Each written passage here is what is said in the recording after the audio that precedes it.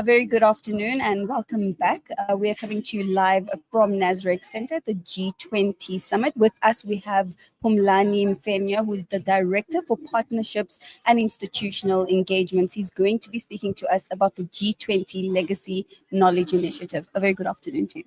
Hey, thank you. Good afternoon. Thank you so much for joining us. Can you take us through what the G20 Legacy Knowledge Initiative is all about? The G20 Legacy Knowledge Initiative is born out of a recognition that there are outcomes which are a little bit less than ideal in terms when it comes to the G20 not having a secretariat. I think it's great that there's a troika system and that different countries get opportunities to host, and it brings about somewhat inclusive ownership of the G20, at least for 20 countries or entities. But the downside is that when you don't have a secretariat, the outcomes documents and the input documents, they don't have a central repository where they are kept, making it difficult for people to access that information, and also people to follow up on the outcomes and what has happened since the first G20, for example. So where we come in as part of the G20 Legacy Knowledge Initiative is trying to ensure that that information is not lost and that information is accessible. So the main thing that we're doing is putting together a hub, what we're calling the Knowledge Hub. The Knowledge Hub collates all the G20 documentation, the outcomes documents, the input documents from the current G20 summit, as well as previous summits. And we're looking to do this for future summits as well. And we want to make sure that that information is accessible.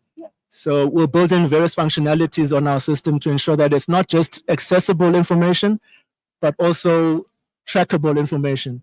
So you can see what was decided upon 2 years ago and how well we have fared in terms of living up to what we promised 2 years ago at the previous G20s. So I think that's the thrust of the main part of our G20 Legacy Knowledge Initiative. We are also, as I suppose South Africa has been pushing for a while now, is looking at having an inclusive G20. So with that, we also want our work to be inclusive. So we are engaging with a number of universities and putting together what we're calling the G20 Knowledge Futures Network.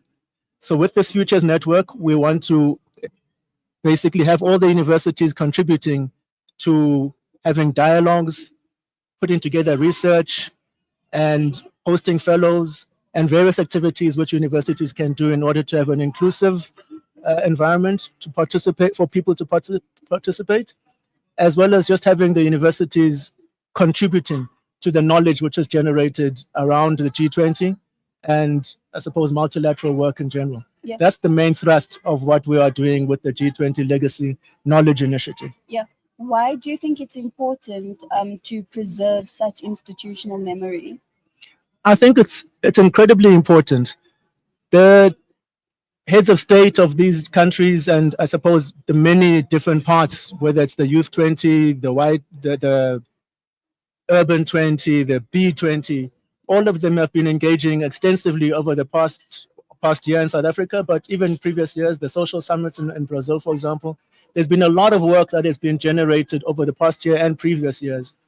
A lot of effort has gone into doing research and ensuring that the outcomes are things that most people can accept and agree to implement.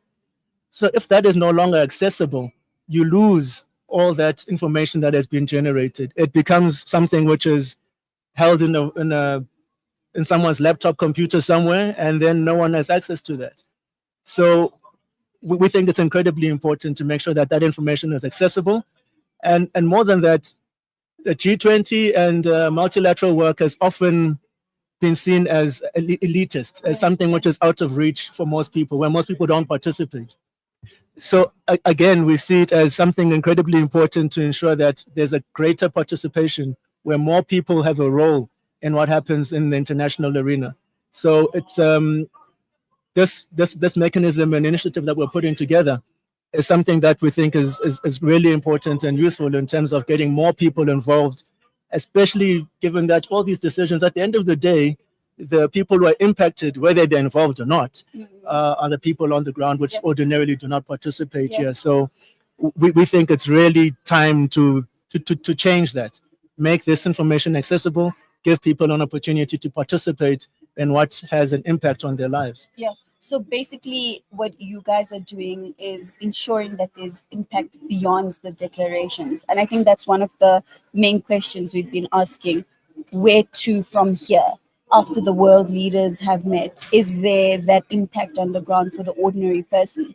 So where you guys come from, where you guys come in, is to ensure that this is translatable to the ordinary person. Do you see that? How do you see that playing out? Do you see a successful engagement and appetite from the ordinary person on the ground once you guys do forge ahead? Yeah, I couldn't have put it better myself. The way you put it, that what happens after the G20? What happens to make sure that these decisions don't just disappear? And I really do think that this is what we're putting together. This is how we can ensure that these decisions don't disappear. I want to add also that we've got what we're calling a storytelling part of our initiative, where we want to ensure that the information is packaged in such a way that most people can understand. Yeah. So our team is on the ground today, interviewing people or giving interviews to people as well. And what we are trying to put together is information and insights from people in a bite-sized information, not cheating people out of in-depth information, Yeah. but ensuring that what you give out Yes. is something that people can understand Yeah. at all levels, not just international relations experts or people with a special interest in international relations. So we've got a team on the ground which is doing that work for us, and we will be putting together a documentary style work, which we hope to make accessible to everybody, so people can have an in-depth understanding of what happens at the G20. Yeah. But also in a manner that is understandable and relatable by the majority of people. Yeah. Yeah. Sure. G20 has 19 plus 1 countries. And I'm listening to what you're saying, and you guys making this accessible to the ordinary person. I mean, South Africa alone has 12 official languages. Then there's the rest of the G20 partners. How much of a mammoth of a task do you think it would be to then translate what you guys are currently doing into the languages understandable by the G20 countries? How does that look? No, it looks actually it isn't as scary as the way you put it, because we're not doing this work by ourselves. Okay. We are working with universities, and we are also engaging the different embassies which are based in Pretoria. So it's not as if this task of translating is going to be something that I must do, and I only speak 5 of the South African languages, so I couldn't possibly translate all of this. But it's a work that has to be done. If you want to reach out and make sure that people can have access to this information, it's important that it's translated into languages that people can understand. So it's something that we appreciate, and we have full appreciation of, in order to basically do whatever has to be done to make sure that this information is accessible. Yeah. It's a critical aspect of the project. Yeah. President Ramaphosa earlier in his opening remarks said that there will be no country that would be left behind in whatever context that he was speaking about. And something critical that he mentioned was to say that out of Africa, there's always something new. And just listening to what you're saying, this is the 19th G20 summit, if I'm not mistaken. And the fact that South Africa hosting this saw the gap and actually did something about it. So perhaps one of the things in the declarations is to establish a secretariat. Like you had said, that there is no secretariat currently, but South Africa has already been proactive. Doing what you guys are doing, so that is quite remarkable. I think most of the people see these events, and it's just the elite that are attending. But with your initiative, with your work, I think it really translates to the everyday household and dinner conversations for everybody to actually have, which is great. And also working with institutions of higher learning then includes the youth. Because institutions of higher learning are essentially a microcosm of society. So that is great. Where can we access this information? And yeah, where can we access this information? Well, at the moment, we're still starting off our efforts. So far, we've been, as I mentioned earlier, we've been engaging with institutions of higher learning, all the embassies based in Pretoria, Yeah. a number of think tanks. We're working with the Department of International Relations and Cooperation as well. Yeah. So we don't have our what we're calling a proof of concept available yet. Okay. We hope to have it available in the next month or two. Yeah. It's quite an effort to put together all the documents. And of course, our summit is still continuing. So we wouldn't really want to put out a tool that excludes the outcomes of the current summit. So soon after the summit, we hope to have at least a proof of concept available where we have something that is available for use by the public. And as we get more information, then we'll build the system even further to have even more information. But for the first bit, what we want to do is have all the G20 information available and make that available to the public through our knowledge hub. And then as the years come, we'll grow the system, have more documents, have more functionalities.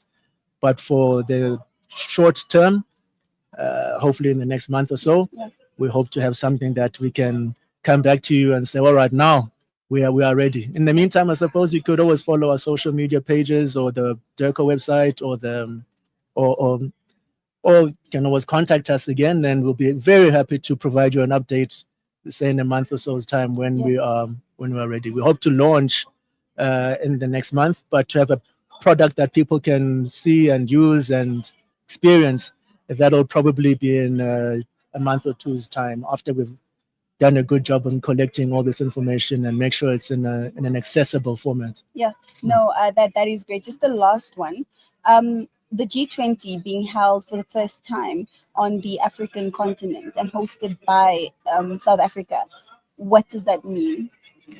I think it's really amazing. For me, I mean, I'm a student of international relations and someone who follows international relations. I think it's really something significant, something memorable, something that I'm very proud to see happen. To have South Africa and Africa represented in this manner is quite significant. It sends out a message that South Africa and Africa, they exist and they do have something to offer, and not only offer, but offer in a magnificent way with something new. So no, I'm really happy that South Africa has done this. Yeah, no, thank you so much for joining us, Phumlani. Appreciate it with the insights that you've given us. Appreciate it. Thank you. That was Phumlani Mfenyana, who is the Director for Partnerships and Institutional Engagement, speaking to us about the G20 Legacy Knowledge Initiative. I mean, I think this is a beautiful initiative. Most of us ask ourselves, what are these leaders talking about? So these are the people that would be breaking it down to what we understand as everyday people. We'll definitely keep an eye out on what is happening and definitely participate once everything has been launched.